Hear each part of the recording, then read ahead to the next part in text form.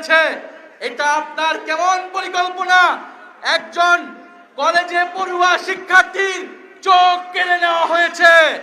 হবিগঞ্জের জিকে গৌসের অনুসারী, তার অনুসারীরা হামলা করে রড দিয়ে একটা চোখ নষ্ট করে ফেলেছে একজন কিশোরের, একজন জুলাই যোদ্ধার। এই চোখ তারেক রহমান আপনাকে ফেরত দিতে হবে।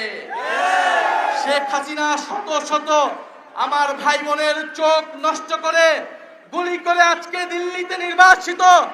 তারেক রহমান এই নতুন বাংলাদেশে আমার আরেক ভাইয়ের চোখ নষ্ট করে কি বার্তা দিতে চাচ্ছেন?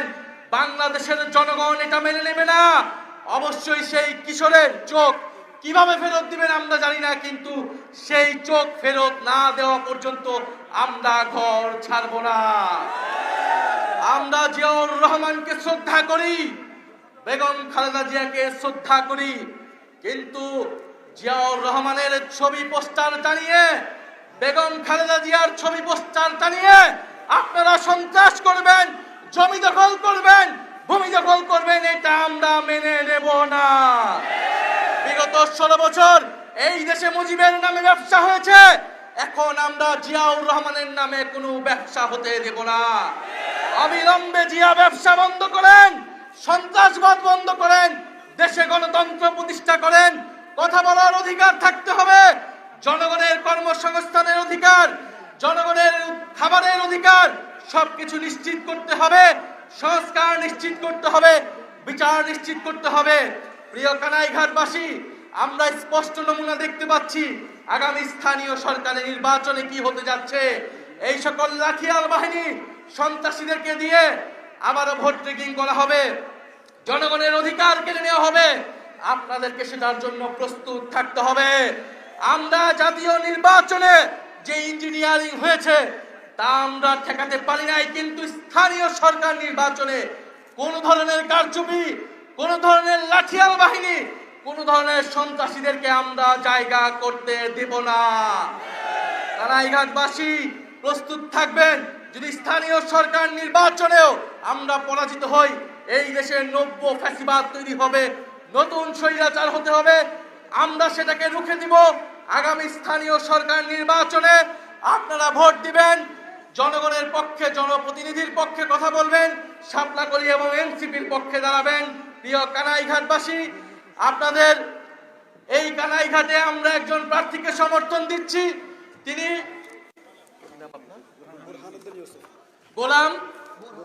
গোলাম বোরহানুদ্দিন ইউসুফ ভাইকে আপনারা সমর্থন দিবেন।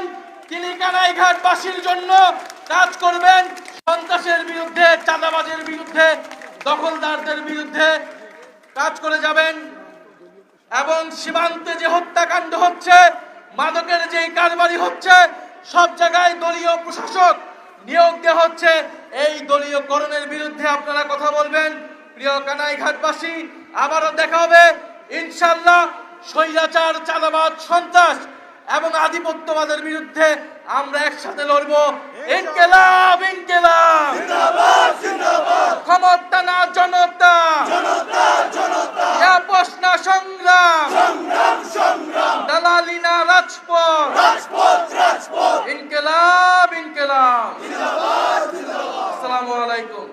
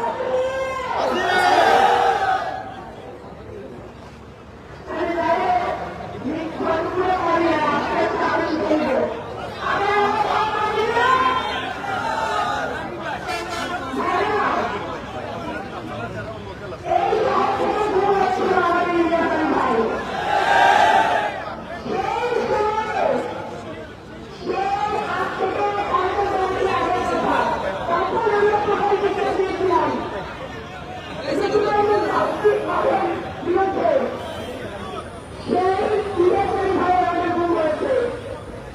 অসংখ্য নেত্রী নেতাকর্মী এইভাবে জীবন দিয়েছে, গুম হয়েছে, খুন হয়েছে। কিন্তু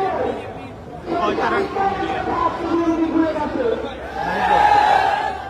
আজকে বিএনপি যেমন যে আদর্শের কথা বলে গেছে, আর আমরা চাই এই সময় তরুণরা আজকে যেমন যে আদর্শকে প্রতিপালন করেন, তার সংস্থাকে নিশ্চিত আমাদের প্রতিপালন করার পথে তাদের মাধ্যমে ঢুকি।